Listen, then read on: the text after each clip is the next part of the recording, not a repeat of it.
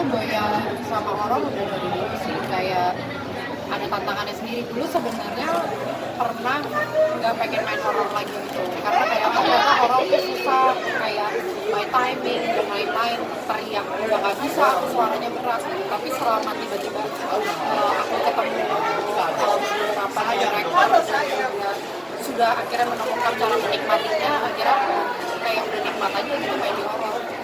Tapi maksudnya pilih-pilih nggak sih, walaupun horor kan kadang kan ada horor yang jelek, yang bagus gitu. Sebenarnya yang pasti aku baca ceritanya dulu sih, lebih kayak menurutku skrip tuh nggak ada yang jelek, nggak ada yang kayak gimana, tapi kan kita harus menciptakan manusianya itu sendiri, dan gimana caranya aku menciptakan manusia itu dan berhasil. Makanya aku biasanya based on karakter dulu yang aku lihat. Kalau untuk ceritanya sendiri harus yang seperti apa sih? Ini untuk horor mungkin ya, karena kan horor semakin banyak gitu setelah banyak yang ditonton gitu, ceritanya hampir mirip. Aku nggak ada yang harus kayak gimana sih, tapi kalau sebisa mungkin nggak ada karakter yang sama persis sama yang pernah aku lakuin gitu. Dan kalau ditanya kenapa suka main horor, mungkin salah satunya karena emang aku suka banget sama dunia permistisan gitu aja. Serius? Ya, Suka dengan tontonan dunia? tuh Oh, kayak tontonan di YouTube juga yang Sarah Wijayanto, Jurnal Risa gitu, jadi ya udah relate aja. oh. Kenapa tertarik Mbak? Nah, kenapa tertarik? Ada. Itu sih kalau menurut aku karena ya itu kayak ada dunia lain di dunia nyata.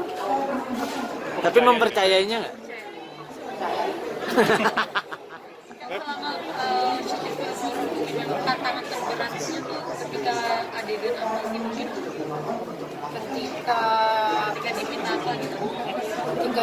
diminta apa juga aku bingung sih, sebenarnya aku malah lebih kayak dulu tuh takut misalkan di sini pada bisa teriak gitu, aku akan nanya director dulu kayak gimana ya, kan aku suaranya kayak gini, aku takut aja teriak seperti apa yang biasanya orang imajinasiin orang teriak tuh kayak gimana gitu.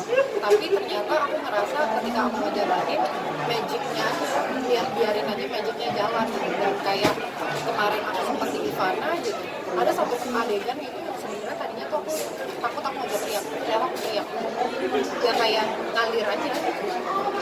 Yang lebih ketakutan kayaknya lebih masalah teriak daripada hantu. Serius. Iya deh kayaknya.